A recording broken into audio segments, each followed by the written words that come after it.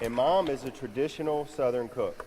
You know, although there's generational changes in cooks, because my mother doesn't cook like my grandmother Paul did, just because who has time to cook green beans for 4 hours? Although it's the best green bean I ever ate that my grandmother Paul made. Now she had, let's say there's 3 or 4 different kinds of pork flavoring options. She put every one of them in that pot.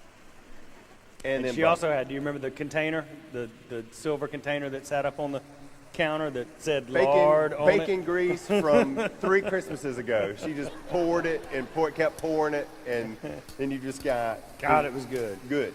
It was good. Our great-grandma Paul took her medications with a tall boy Budweiser. I'm not lying. Honest to the Lord. I remember it. Medicine? Tall boy. Not a shorty. Tall one.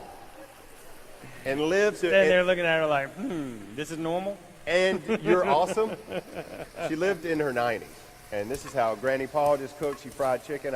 One of my most prized possessions. I've got her skillet from Sears and Roebuck that she used to cook all the chicken in when Bobby and I would go visit. It's also the first food I ever ate that I pulled out of the ground. Granny Paul had a little garden in her trailer park, because of course my grandmother lived in a trailer park. And a single wide, not a double wide. It was narrow. You could touch both sides of it. Had a poodle named Daiquiri. Yep, Daiquiri.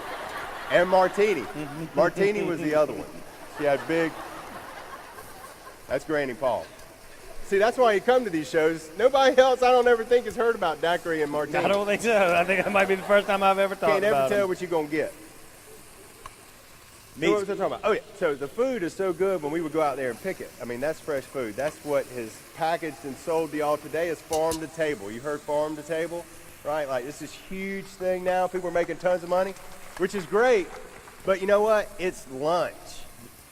My grandmama was farm to table in 1950, you know, and 60, in the 70s when we grew up eating there.